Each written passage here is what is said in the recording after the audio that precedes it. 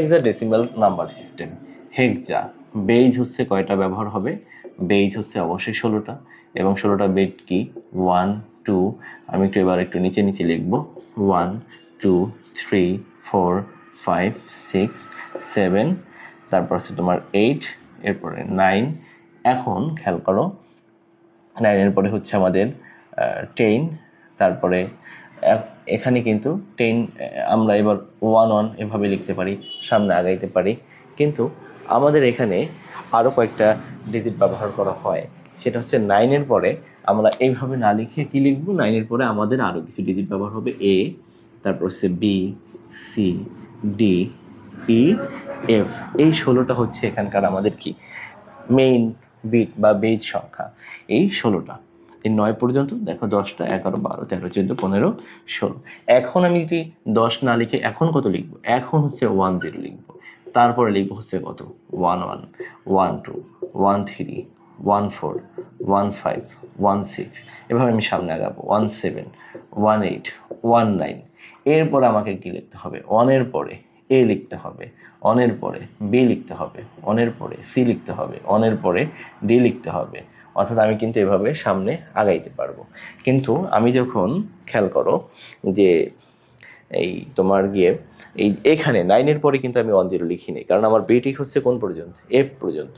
তো এইটা আমাদের একটু মাথায় রাখতে হবে। এই যে সংখ্যাগুলো প্রকাশ করলাম এগুলো হচ্ছে কি হেক্সাডেসিমাল সংখ্যায় এই নাম্বারগুলো কি করা হয়েছে বা সংখ্যাগুলো প্রকাশ করা হয়েছে।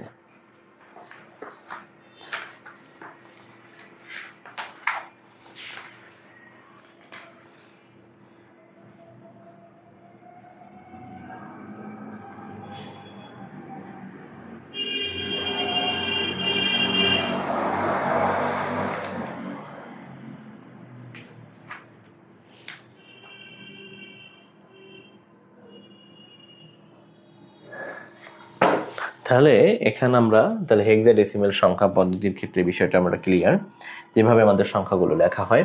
এখন আমরা 4টা সংখ্যা পদ্ধতির একটু পাশাপাশি নাম্বারগুলো একটু লিখে একটু দেখব যে আমাদের কোন মানগুলো একটু মনে রাখতে হবে একটু।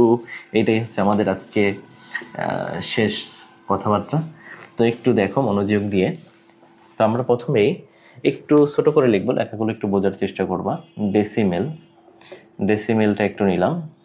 ডেসিমেলের ক্ষেত্রে 0 1 2 3 4 5 6 7 8 9 10, তারপর হচ্ছে 11 12 13 14 15 পর্যন্ত আমরা নিব। ডেসিমেলের পরে হচ্ছে আমাদের বাইনারি বা অক্টালটা নিতে পারি। ধরো অক্টাল নিলাম, সহজ হবে অক্টাল। অক্টালের ক্ষেত্রে কত? 0। তারপরে এই যে 0 বরাবর 0, ধরো আর একটু কাছাকাছি লিখি, এটা হচ্ছে আমাদের অক্টাল। তাহলে অক্টালের ক্ষেত্রে 0 1 2 3, তারপরে হচ্ছে আমাদের 4 5 6 7, আর যেহেতু নাই এর জন্য শুরু হয়ে যাবে 1 0, তারপর হচ্ছে 1 1 1 2 1 3 1 4, এখানে হচ্ছে 1 5 1 6 1 7।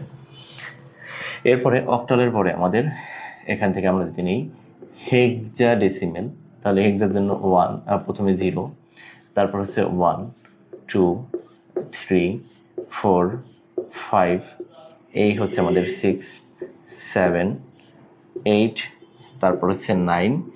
এরপরে আমরা কিন্তু 10 লিখবো না, এখানে আমাদের আরও কয়েকটা ডিজিট আছে, এ, তারপর হচ্ছে বি, তারপরে সি, এটা হচ্ছে ডি, এটা হচ্ছে ই, তারপর হচ্ছে কত?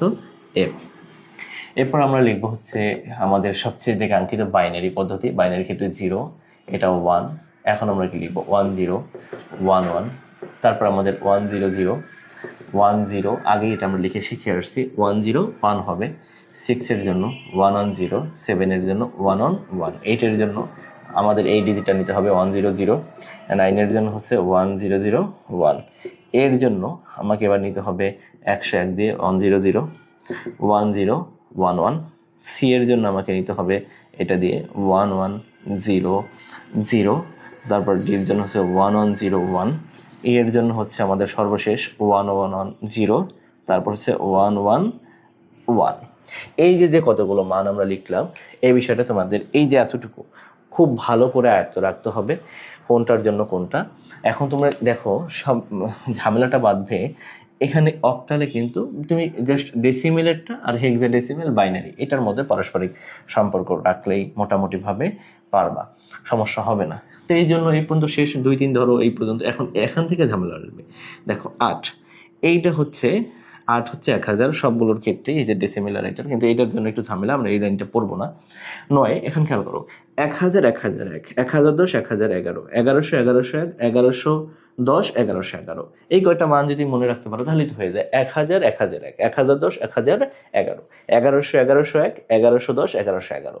তো সিরিয়ালি এখান থেকে একটু মনে রাখবা, 8 থেকে শুরু করে 8 9 ABCDEF, তাহলে তুমি অঙ্ক পারবা। তো আজকে এই পর্যন্তই। ক্লাসটা একটু লং হলেও সবার দেখার চেষ্টা করবা। সবার সুস্থ কামনা করে শেষ করছি। আসসালামু আলাইকুম ওয়া রাহমাতুল্লাহি ওয়া বারাকাতুহু।